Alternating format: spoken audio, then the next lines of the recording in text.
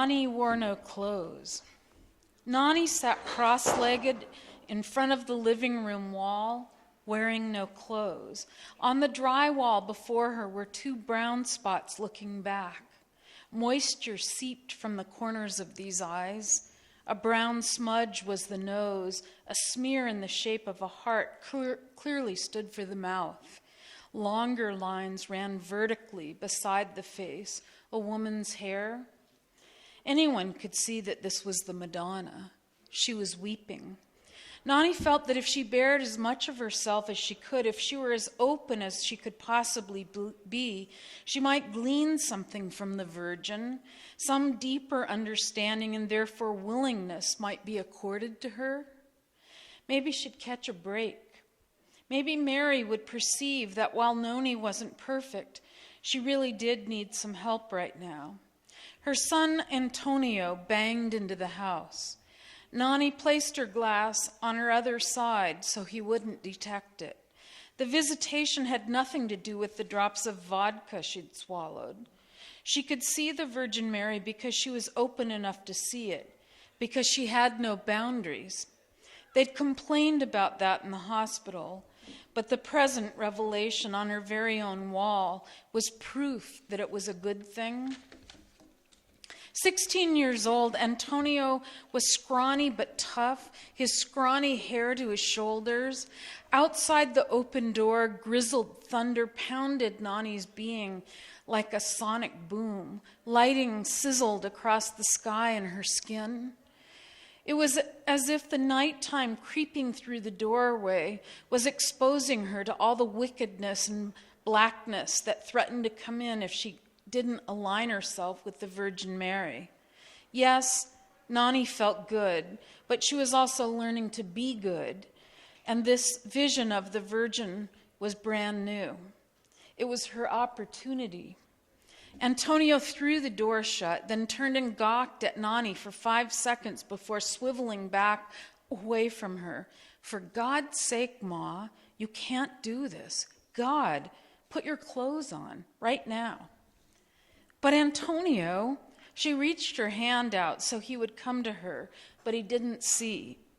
Mom, you must come look at what's on the wall, honey. The Madonna has graced us with a visitation because she knows how much I need her. Antonio removed his large parka and threw it over his mother. Golden red curls fell out from under his hood, and he tried to yank the jeans sitting low on his hips back up to his waist. I'm going to leave if you don't put your clothes on. No, sweetheart, don't leave. Then you better get dressed. You can't keep doing this shit or they're not going to let me live with you anymore. He swept into the kitchenette, still not looking.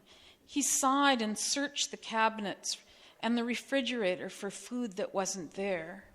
Nani couldn't move away from the blessed image. But Antonio, she's begging me. Her face is telling me. It's not a face, Ma. The walls are leaking like they did last winter. Get a grip and put your clothes on. Nani stood, the parka falling from her, and reached her hand to caress Mary's face, to try to comfort the Virgin. Nani wouldn't give in to temptation anymore. She'd be there for her son. She'd stop hearing voices and seeing things if Mother Mary would just give her this one last chance. Antonio, will you look just for a minute, please? She's right here. Only if you'll go in your room and close the door. She did as she was told, but left the door wide enough to peek. Her son put his hands in his back pockets as he moved closer to the wall. His arms now posed like wings behind him, making the tattoos on the backs more visible. A serpent was ready to strike on one arm. A thorned rose rode the back of the other. Maybe these had something to do with his pleasure in heavy metal. But honestly, she didn't know. She hadn't paid enough attention. There's nothing here but a leaking wall, he said. She's got tears. Nani pulled open her door. Mom, I'm warning you. All right, okay. She clicked her door shut, reached for maroon sweatpants, a navy shirt. What difference did it make? "They're right here, honey," she said in the living room again, placing her index fingers on the corners of the Madonna's eyes. "She's crying." "You're seeing things, Ma. Come over here and sit down." She sank into the decades-old couch, the one she and Antonio's father bought when times were better, before the thought of Antonio had even been conceived. "The county worker's coming over tomorrow," Antonio said, "to do an inspection. If we don't fix the place up, I don't know what'll happen to me." Nani stood quietly. "I'm a good mother." "I know you are, Mom, but we gotta clean. I'll start in the bathroom." She walked over to him, held his curls, then brought her hands to her face to breathe in his sweetness. "Me too. I'll go start." She stood in the front of the Madonna once she heard Antonio remove cleansers from under the sink. "I promise," she thought towards Mary, "I'll do it this time. You have my word. My boy needs me. I've been good and I'm going to keep it up." She peered directly into Mary's eyes and saw them glitter, more wetness.